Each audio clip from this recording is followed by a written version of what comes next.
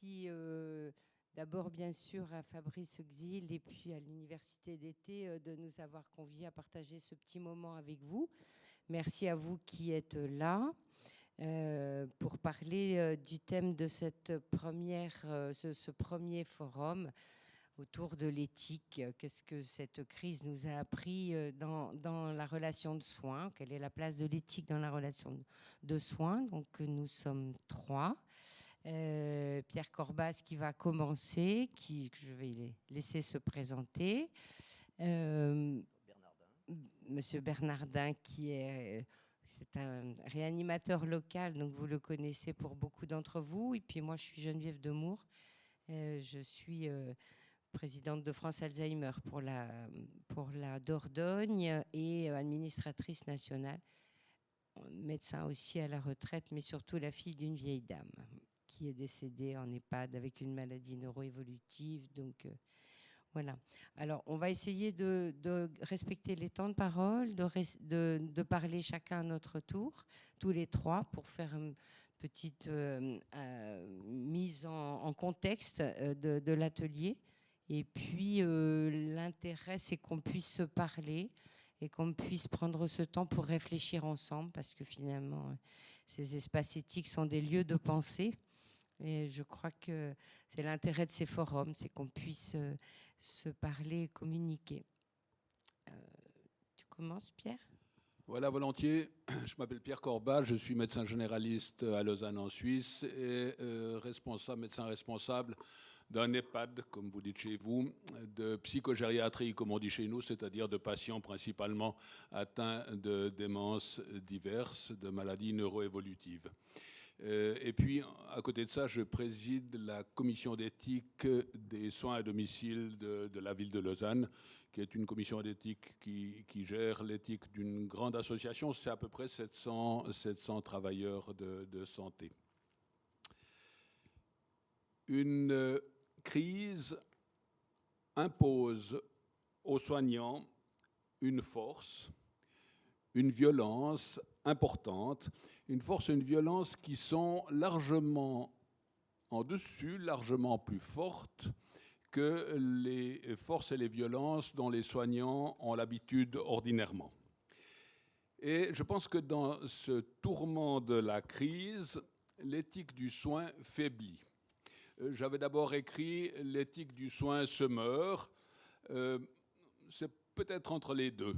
Évidemment, c'est une affirmation quelque peu sacrilège et je vais tenter de la justifier en sachant aussi, peut-être que c'est important que vous le sachiez, que j'aime bien réfléchir dans la caricature parce que la caricature, moi, m'aide à penser. Donc, des affirmations sont peut-être un peu caricaturales, mais elles m'aident à réfléchir, elles m'aident à penser. L'éthique, part 1, première partie, premier chapitre, éthique, c'est l'éthique quand on allume le poste de télévision. Et on a beaucoup parlé à la télévision de France et de Navarre et aussi de Suisse que l'éthique s'intéressait au triage, que l'éthique s'intéressait à l'acharnement, que l'éthique s'intéressait au matériel insuffisant, aux masques insuffisants, aux surblouses insuffisantes. Évidemment, triage, acharnement, matériel insuffisant, c'est des mots qui obligent. Mais je trouve que c'est un triomphe un peu facile à l'audimat. C'est des mots qui obligent, c'est des mots qui nous proposent de ne pas fermer tout de suite le poste de télévision, mais finalement, c'est quand même relativement peu utile aux soignants. Si les masques sont peu abondants, ben, ma foi, on les porte plus longtemps. Si la surblouse se déchire, on fait jouer le papier collant, le scotch. Si les soignants sont en nombre insuffisant, ben, ma foi, ils se fatiguent un peu plus. Et puis, si les lits de soins intensifs sont en nombre limité, je me réjouis de vous entendre. Mais en tout cas, depuis plus de 40 ans que je fais, comme on dit, de la médecine, j'ai largement appris que finalement, les lits sont attribués en fonction de l'âge, en fonction de l'espérance de vie, en fonction de la qualité de vie, en fonction du pronostic. Mais finalement, il n'y a pas grand-chose de nouveau sous le soleil dans ces affirmations un peu classiques. Donc, classique certes, mais pas très utile aux soignants. C'est donc pas une éthique du soin.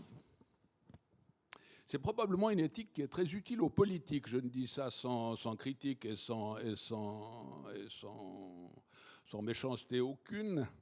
Mais finalement, pour ces femmes et ces hommes qui ont assumé de rassurer, de cadrer, de justifier, de répondre aux questions parfois extrêmement farfelues de leurs concitoyens, je pense que c'est une éthique qui est utile.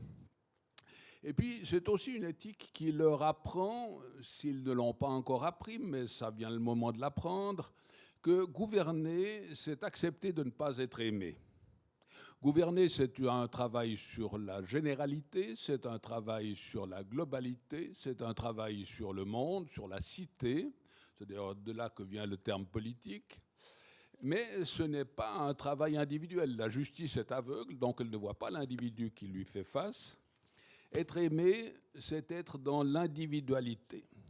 Donc une première forme d'éthique, finalement une éthique certainement utile aux politiques, certainement utile aux éthiciens qui ont besoin d'aider les politiques à prendre des décisions, mais pour le soignant de terrain, ça me semble être une éthique qui nous sert que peu. Éthique, part 2, chapitre 2. Hippocrate et ses copains, bienfaisance, autonomie, justice, c'est joli. Mais c'est peu utile aux soignants, en tout cas pas en situation de crise. Une fois qu'on a fini notre puberté professionnelle, finalement, c'est faire son travail utilement, honnêtement. Mais si une fois cette puberté a terminé, on n'a pas acquis ces éléments hippocratiques, autonomie, justice, bienfaisance, ma foi, c'est un peu dommage, mais c'est peut-être le moment de changer de métier. Donc,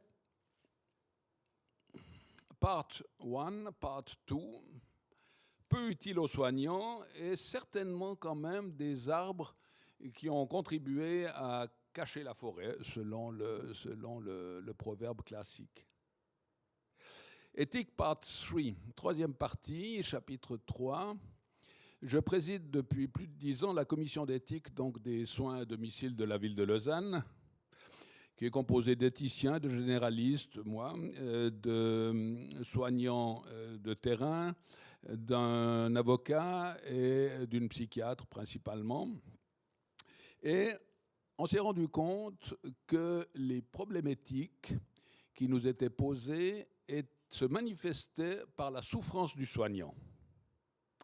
La souffrance du soignant est un révélateur du fait qu'il y a un problème éthique à bord et qu'il est utile de s'y intéresser. Cette souffrance du soignant est toujours relative à une relation de soins, est toujours relative à un patient singulier qui porte un nom, est très souvent relative à des doubles contraintes. Il faut à la fois faire une chose et son contraire. Il faut à la fois aller travailler et risquer d'attraper la bestiole Covid et en même temps ne pas aller travailler parce qu'on a un conjoint en chimiothérapie ou parce qu'on a un parent très âgé. Il faut à la fois proposer un placement en institution, mais à quelqu'un qui ne le veut pas, donc s'occuper de la dignité de sa vie, on va dire ça comme ça, parce qu'il a un syndrome de Diogène et que sa vie est finalement peu digne selon les termes habituels, mais également s'occuper de la dignité de sa vie en le laissant libre de ne pas aller à l'EHPAD.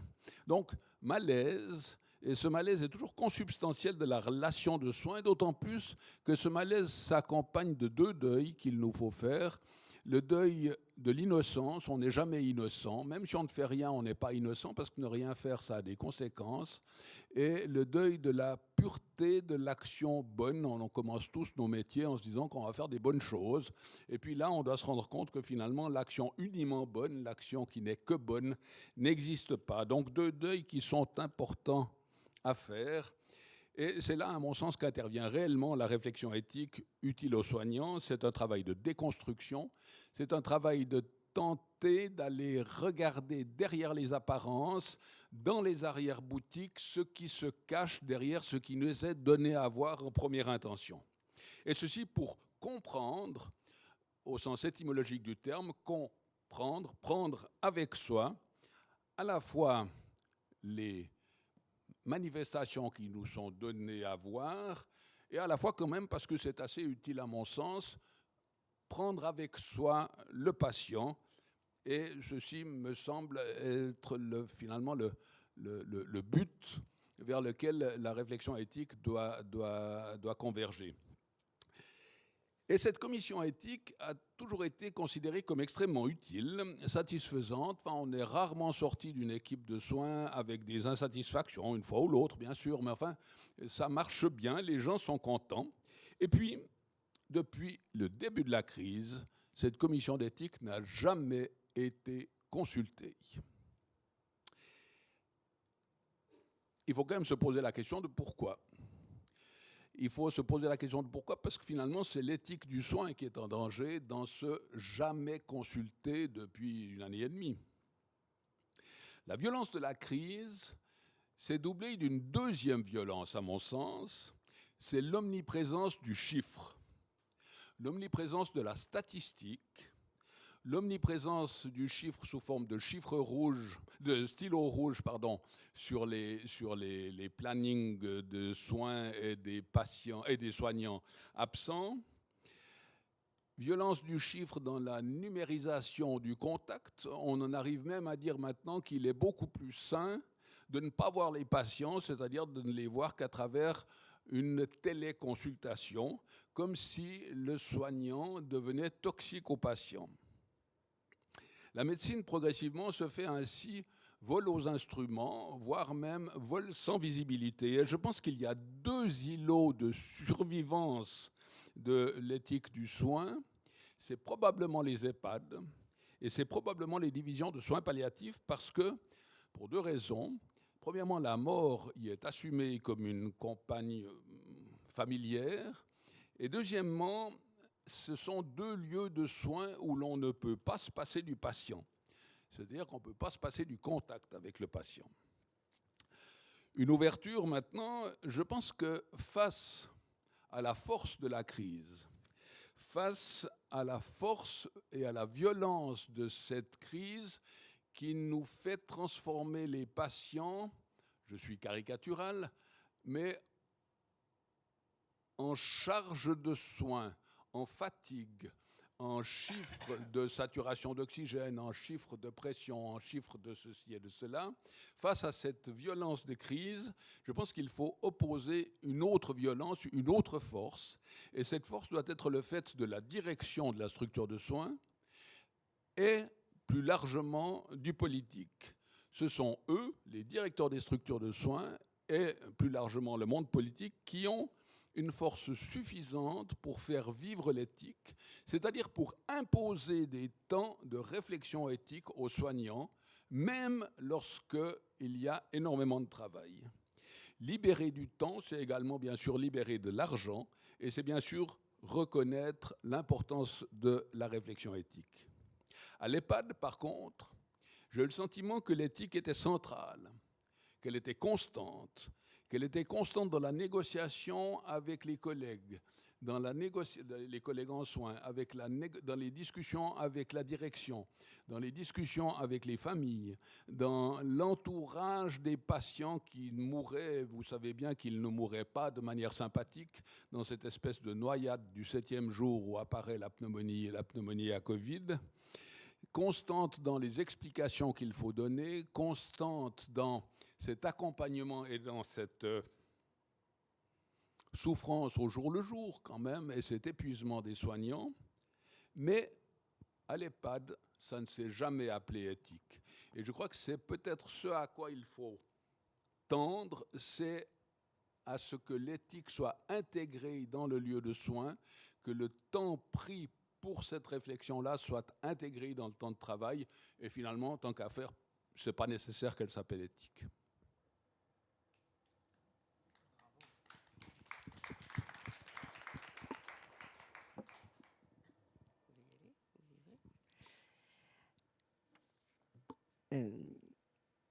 Ici, on n'est que des géraniums. Je croyais que tu étais morte. Votre mère n'est pas prioritaire et d'ailleurs, elle perd la tête. Ce sont les mots que cette fille a entendus lorsqu'elle a demandé un rendez-vous pour ses visites réglementées, encadrées dans l'EHPAD, après de longues semaines de confinement. Ces mots, parmi tant d'autres, que depuis de longs mois, les proches nous ont partagés dans les écoutes proposées par France Alzheimer d'une part, et que les soignants ont exprimés aussi au téléphone avec l'espace de réflexion éthique Nouvelle-Aquitaine. Ainsi, des tensions sont apparues pendant cette période troublée qui n'en finit pas, au cœur des EHPAD comme au cœur de toute la société. Cette mise à distance de l'autre, sous prétexte de protection, était-elle légitime? Sans doute. Mais comment l'articuler alors avec une proximité relationnelle et une écoute de l'individualité de chacun? Et quelle conduite à tenir à l'égard des résidents vivant avec une maladie neuroévolutive ou présentant des troubles du jugement, tant pour réguler de manière systématique la présence de leurs proches que pour maintenir le masque ou interdire le toucher qui parfois était le seul moyen de relation possible. Que dire enfin des enfermements et de ces morts partis sans visage et sans avoir pu bénéficier de l'accompagnement de leur famille. Alors, de nombreux questionnements éthiques ont surgi au cœur des équipes et chez les directeurs qui se sont retrouvés seuls face à des décisions qui engageaient leurs responsabilités. Ces mêmes questionnements ont plongé les familles dans l'incompréhension, la culpabilité, voire bien souvent la colère. Comme si le lien si ténu et fragile avec la personne malade, mise à mal par la pandémie et la confrontation à notre propre vulnérabilité, reposait la question de la responsabilité, de la juste distance, de la reconnaissance, la question de la transgression, la question des loyautés, des prêts d'intention et de l'empathie. Alors, avec l'espace de réflexion éthique de Nouvelle-Aquitaine, dirigé par le professeur Gilles, je le disais, qui a été mon patron de thèse il y a très très longtemps, il y a plus de 40 ans, et France Alzheimer au niveau de la grande région, nous avons imaginé, avec le soutien de la Direction générale de l'ARS, de mettre en place des cellules d'écoute et de dialogue éthique, les initiales représentant le mot CED.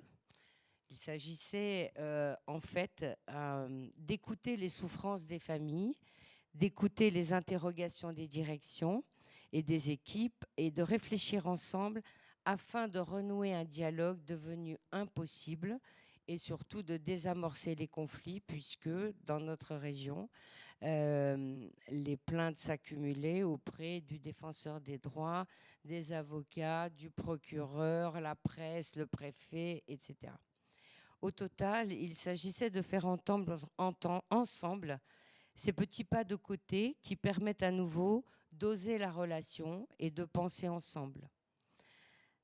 Dans cette tension éthique qui doit prendre en compte les exigences de santé publique et les libertés individuelles, le problème était d'autant plus compliqué que ce n'est la plupart du temps pas la personne qui est au cœur du dialogue, mais bien des tiers qui décident pour lui, qu'il soit soignant, directeur, cadre ou même de famille, elles-mêmes en difficulté entre elles avec les différents membres de cette famille. Les problématiques qui ont émergé étaient de permettre donc cette articulation entre les exigences du collectif et la prise en compte de l'histoire singulière de chaque individu, de prendre des risques par rapport à une règle qui était souvent perçue avec beaucoup de malentendus, et surtout d'appréhender la relation et ce qui s'y joue en essayant de lire les paroles et les comportements dits agressifs à l'aune de la souffrance. Il nous est apparu important de mettre en œuvre ce qui semblait source d'une attitude empathique, une écoute bienveillante et silencieuse, un accueil des émotions, les pleurs ou les remerciements des familles, la crainte des représailles parfois, les regrets de certains soignants, les propos péremptoires de certaines directions, pour mettre en œuvre ce cœur à cœur entre les participants et entendre les questionnements plutôt que d'ériger des réponses univoques.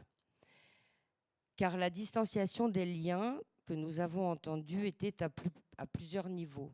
Bien sûr au sein des familles, les proches et celles qui habitaient plus loin, bien sûr avec le résident qui n'avait plus accès au jugement et à la parole, qu'on n'entendait plus ou pas, entre les familles d'un même établissement qui n'avaient plus le temps et le loisir de discuter comme elles le font, au sein des équipes qui disaient aussi ne pas être en nombre, avec des professionnels libéraux qui ne venaient pas dans les établissements, avec les autres intervenants qui étaient omniprésents dans notre expérience. Je veux parler des équipes opérationnelles d'hygiène qui ont dicté, encore une fois, dans notre expérience, un certain nombre qui ont donné un certain nombre de directives, sans doute adaptées à un certain moment.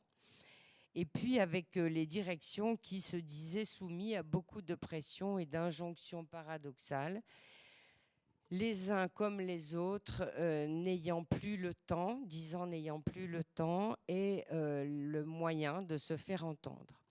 Nous avons entendu des propos sur les familles indisciplinées qui enlevaient les masques alors que ça représentait pour elles la seule manière de se faire reconnaître de leurs parents, présentant des maladies neuroévolutives avec le masque sur le menton, n'entendant pas bien, derrière une cloison en plexiglas. J'ai moi-même participé à des rencontres où les enfants, de manière désespérée, répétaient « Mais je suis ta fille, tu me reconnais maman, maman regarde-moi, je suis ta fille » ou ton fils ou ton mari.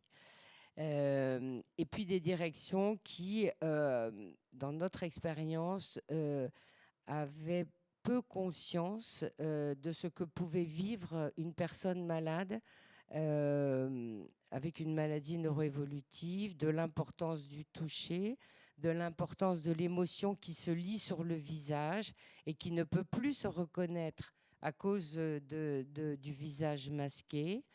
Des directions qu'il a fallu accompagner pour mettre en place des choses qui, comme je le dis, avaient quelque chose à voir avec la transgression, c'est-à-dire que nous avons pu, à l'issue de ces cellules, imaginer de renverser la moitié de la bouteille de gel hydroalcoolique sur les mains d'une fille et de sa maman pour qu'elle puisse enfin se toucher et se reconnaître, ce qui a fait que la fille a retiré sa plainte puisqu'elle était très fâchée avec la direction. Voilà, ces cellules se passaient de manière téléphonique pour éviter qu'il y ait l'impression du nombre, puisque d'un côté, il y avait la direction, le médecin co, un représentant des soignants, et puis de l'autre côté, les membres de la famille. Il fallait d'abord s'assurer de la levée de l'anonymat. C'était une condition préalable demandée par l'ARS, ce qui a conduit un certain nombre de cellules à ne pas se tenir, parce qu'encore une fois, les familles avaient peur des représailles sur leurs parents. C'est quelque chose dont on n'avait pas conscience à ce point-là. Et puis, notre rôle n'était évidemment pas, nous avions aucun pouvoir, nous n'étions pas des médiateurs. Notre rôle était simplement de permettre de renouer la relation et de réfléchir ensemble et de faire en sorte que ces petits pas de côté soient possibles. Elle permettait aussi de libérer du temps de parole, du temps de rencontre, de ce temps qui n'est pas du luxe. Et nous commencions toujours par remercier à la fois les personnels des EHPAD et les familles pour cette heure prise sur un temps précieux au cours de la... Alors, c'était juste après la première vague, où, vous le savez, dans votre région aussi, j'imagine, ou dans d'autres régions, les EHPAD ont mis beaucoup de temps à se rouvrir. Elles se sont rouvertes, puis elles se sont refermées. En janvier, On a cru avec la vaccination que tout allait redevenir à la normale, il n'en a rien été.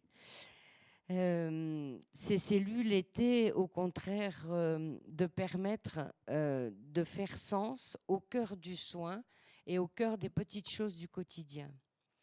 Elles n'avaient pas pour objet, encore une fois, et nous nous en sommes toujours bien gardés, de poser des jugements et de donner des directives aux directions et aux soignants, mais elles avaient aussi pour objet d'expliquer les décisions d'une direction et d'éviter comme ça les malentendus. Elles avaient pour objet de se questionner ensemble et de reconnaître notre propre vulnérabilité, ce qui nous était tombé dessus alors que nous ne nous y attendions pas, de reconnaître notre peur, Pierre l'a dit, nos peurs de mourir, nos peurs de transmettre, nos peurs de ce virus, et aussi nos limites et notre incompréhension face à des directives qui étaient, encore une fois, source de malentendus. Elle nous autorisait à penser ce que j'appellerais une éthique de la transgression. On pourra en reparler. Nous disions que nous avons pensé quel risque y avait-il à désobéir à un ordre ou à une injonction venue d'en haut qui aggravait la souffrance de la personne malade, âgée, et qui aggravait la souffrance de ses proches. Elle nous autorisait aussi une éthique de la responsabilité qui engage, que ce soit les directions, mais que ce soit aussi chaque soignant. Et elle nous ouvrait les portes d'une éthique de la considération, en repensant le soin, en repensant ses limites.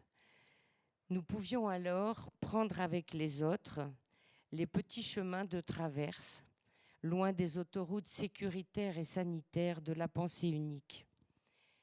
Nous pouvions penser l'individuel avant le collectif, afin d'éviter d'opposer des soignants débordés, des directeurs bornés et des familles indisciplinées, quand ce n'était pas des personnes vivant avec la maladie qui faisaient n'importe quoi. Voilà. On pourra reparler de tout ça après. Bravo.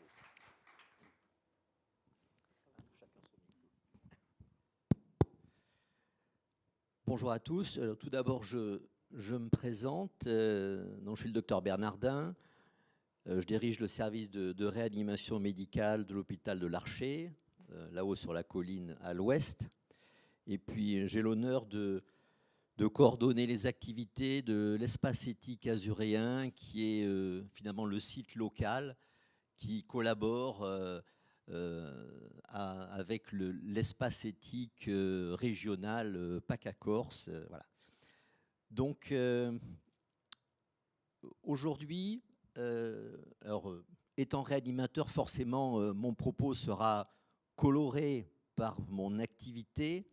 Et c'est très bien parce que chacun a donné une coloration particulière à son propos. Et aujourd'hui, ce que je voulais plutôt développer en quelques minutes, c'était l'éthique de crise. Est-ce que ça existe ? On peut formuler ça de la façon suivante. Est-ce que finalement, il est possible que je puisse garder les mêmes visées éthiques, celles que j'ai habituellement, qui fondent ma conviction ? Est-ce qu'elles sont tenables en situation de crise ? Est-ce qu'elles sont tenables en situation de guerre comme de paix ? Est-ce que ce sont les mêmes en situation d'abondance ou de pénurie ? Mon intime conviction, c'est que la réponse est non. On ne peut pas garder les mêmes visées éthiques. Et je me mets au défi, quelqu'un me le prouve, qu'on me le prouve, quand on voit le chaos absolu que les collègues de la Guadeloupe vivent en ce moment. Voilà. Et quand on se remémore le chaos initial des images de Bergame en Italie de mars 2020. En situation de chaos, automatiquement, de manière réflexe, on bascule et on change d'échelle et on va aller automatiquement vers une éthique que j'appelais de la santé publique, qui va s'occuper de maximiser le bien pour le plus grand nombre en situation de pénurie. Et on va reléguer l'éthique habituelle qui est la nôtre, qui s'occupe du bien individuel. Finalement, ipso facto, on met en tension deux types d'éthiques complètement différentes. Il y a celle qui est la nôtre habituellement, c'est l'éthique de la conviction. J'ai ce patient en face de moi et il est seul, il est unique, je vais tout faire pour lui, je ne vais pas avoir de considération du coût des soins, sa vie est un impératif absolu, donc c'est une éthique du devoir et il n'est pas question évidemment de hiérarchiser une vie par rapport à une autre. Ça, c'est l'éthique de conviction, c'est ce qui nous habite habituellement. Et à l'autre bout du spectre, il y a une éthique d'inspiration militaire qui est une éthique utilitariste, qui veut qu'en situation de pénurie de ressources, je sois obligé de penser au plus grand nombre. Et là, je privilégie le collectif devant l'individuel. Donc c'est une éthique qui est complètement différente. C'est une éthique qui est pragmatique. C'est une éthique qui se fait sur le terrain et qui part du terrain. C'est une éthique utilitariste qui a forcément des visées qui sont, je dirais, mouvantes et qui vont dépendre de la situation logistique. Si évidemment la situation logistique s'aggrave, je serai encore plus sévère dans mes critères d'attribution de ressources. Si elle s'améliore, je vais pouvoir être plus cool dans mon attribution. Donc finalement, c'est un petit peu, je prends souvent l'image d'un curseur. Ce curseur qui, à un bout, vous êtes en situation d'abondance de ressources, et donc c'est l'éthique de conviction. Vous dépensez sans compter, quoi qu'il en coûte, et vous faites absolument le maximum. Et puis, à fur et à mesure que la pénurie s'installe, vous serez obligé de pousser votre curseur vers un utilitarisme assumé. Mais le problème, c'est que vous ne savez pas jusqu'où pousser le curseur. La zone du juste équilibre, elle n'est pas notée, pas marquée dessus. Mais il y a quelque chose qu'il faut s'interdire, c'est d'arriver dans cette zone de la violence anthropologique. Cette zone de violence où finalement on fait l'inacceptable. Alors, vous me direz que cette éthique utilitariste, c'est pas évident pour un médecin civil de prendre cette mentalité en situation de ressources rares, de dire je vais préférer attribuer ces ressources au patient qui va s'en sortir, qui va pouvoir en bénéficier. Seulement, je crois qu'il faut se mettre dans cet état d'esprit. Aujourd'hui, cette crise, ce n'est pas une extrasystole isolée. Hein.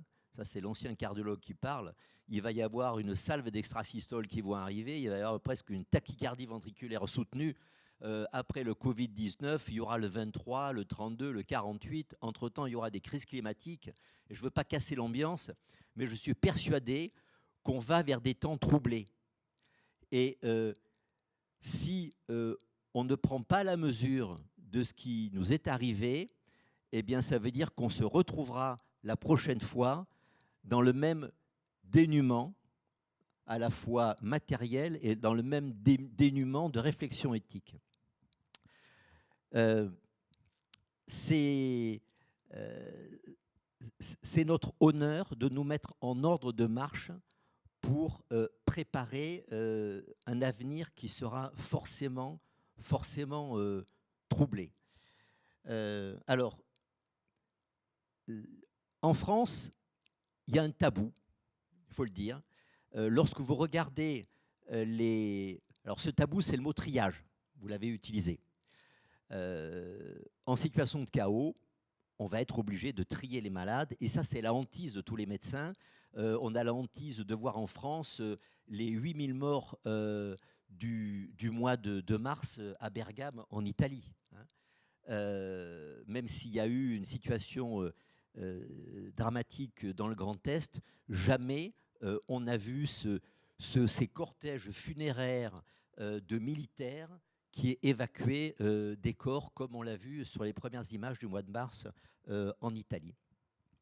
Et donc, il faut se dire que pour se mettre en ordre de marche, il faut qu'on ait des protocoles opérationnels. C'est là où je voulais en venir, c'est qu'en France, quand vous regardez tout ce qui a été pondu, passez-moi l'expression, par les sociétés savantes, nos sociétés savantes d'anesthésie-réanimation, de réanimation médicale, on a du mal, malheureusement, à rentrer dans le dur.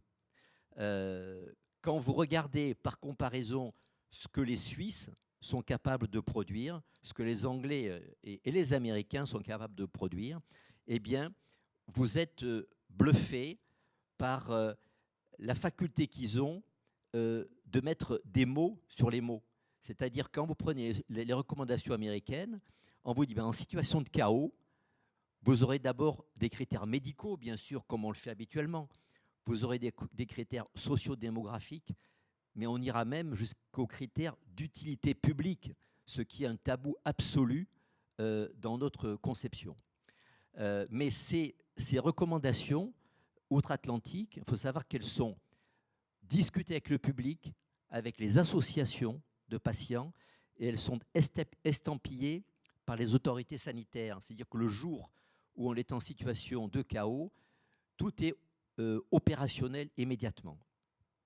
Alors, est-ce qu'il faut que nous, notre vieille Europe, on suive cette direction-là? Mais je voulais énoncer ce gouffre qui existe entre les deux côtés de l'Atlantique et notre incapacité à savoir mettre des mots. Et lorsque nos collègues, il y a 15 jours de Guadeloupe, étaient en situation dramatique, c'est-à-dire, moi, quand j'ai eu au téléphone mon collègue chef de service, il m'a dit, au-delà de 50 ans, tu ne rentres plus en réanimation. À 51 ans, vous étiez laissé dans un lit avec de l'oxygène, et c'était tout. Voilà. Et à ce moment-là, la Guadeloupe s'est retournée vers les espaces de réflexion éthique en leur demandant, mais aidez-nous à décider pour les patients. Ce qui, malheureusement, ou heureusement, n'est pas le rôle des espaces éthiques. Les espaces éthiques sont là pour produire de la réflexion, pour faire de la formation, pour que les équipes s'approprient ce type de réflexion et puissent, en situation, ressortir ce savoir et ses compétences. Voilà. Donc, simplement pour dire qu'il faut qu'on prenne la mesure de cette crise et qu'on apprenne pour les temps à venir qui vont être troublés. Alors, je reviens à mon propos. Donc, d'un côté, la conviction quand je suis en abondance, de l'autre côté, l'utilitarisme quand je suis en pénurie. Ne pas aller dans la violence anthropologique comme on l'a fait. Vous avez cité ce qu'on a fait. Ces corps sans toilette mortuaire, jetés dans des sacs. Qui sommes-nous pour faire ça? Toutes les sociétés archaïques ont toujours honoré leurs défunts. Et à ma connaissance, pour la première fois, dans une société civilisée, on s'est permis ce type d'extrémité. Les EHPAD, ce n'est pas ma spécialité, mais je me permets d'en parler. Les EHPAD, avec toutes ces personnes âgées qui ont payé un tribut immense au Covid, et beaucoup sont morts comme victimes collatérales sans avoir été infectés par le virus. Ils sont morts des contraintes d'isolement, d'enfermement, de cet hygiénisme mortifère qu'il ne faut plus jamais revoir. Je pense que là, on a atteint un seuil de déshumanisation. Et vous l'avez parfaitement exprimé. Alors, je pense qu'au final, qu'est-ce qu'on a fait? On a oublié que la préservation de la vie biologique, de la vie organique, ce n'était pas la préservation de la santé. Il suffisait de rouvrir la définition de l'OMS, la définition holistique. La santé, c'est un état de complet bien-être, qui est physique, qui est mental, qui est social. mais on a oublié cette définition. Et ce qu'on a vécu, et c'est le danger dans les crises comme ça, c'est penser que faire vivre, c'est pareil que faire exister. C'est pareil, c'est pas pareil. On peut très bien vivre, avoir une vie biologique, mais on peut vous priver d'existence, et malheureusement, c'est ce qui a été fait. Alors, un petit point, le risque en état de crise, c'est que le juridique prenne le pas sur tout, que finalement, on établisse des normes, et donc quand il y a normes, il y a pénalité, il y a contravention, il y a sanction, voire même délit. Voilà. Et donc, à un moment, ça anesthésie la réflexion éthique. Dès qu'il y a des normes qui tombent, ça anesthésie tout. Et ça me fait penser à la phrase de Jean-François Mattei, là où la loi passe, l'éthique s'efface. Voilà. Donc, à méditer, et je pense qu'on aurait beaucoup de choses à dire et à écrire là-dessus. Juste un mot encore sur un des outils du pouvoir pour la gestion de crise, c'est la communication. La communication, c'est le moyen que vous avez, le seul moyen, le seul lien qui vous reste avec une population qui est en grand désarroi. Et cette communication, par définition, elle doit être rassurante. D'abord, elle doit être sincère, parce que si vous dites des mensonges, si vous travestissez un peu la vérité, non, le masque est inutile parce qu'on sait qu'on n'a plus de masque, vous savez qu'automatiquement, vous avez les réseaux sociaux et les médias qui sont en embuscade, et eux, ils ne vont pas vous louper. Donc, c'est un mauvais calcul que de travestir la vérité. Donc, je terminerai en disant que la communication, elle doit être absolument sincère, elle doit être prudente, c'est la base, mais elle doit être rassurante et pas anxiogène. Et on a fait le contraire. Tous les soirs à 20h, on avait le compteur des morts, le compteur des hospitalisations qui tournait. Et ça, si on avait voulu créer de la peur pour faire accepter à une population l'inacceptable et la privation de liberté, on n'aurait pas fait différemment. Voilà. Donc, communication sincère, prudente, rassurante, et puis une communication surtout qui soit sobre. Voilà. Et on a vécu tout à fait le contraire. Voilà, je m'arrêterai là parce que j'aurais beaucoup à en dire.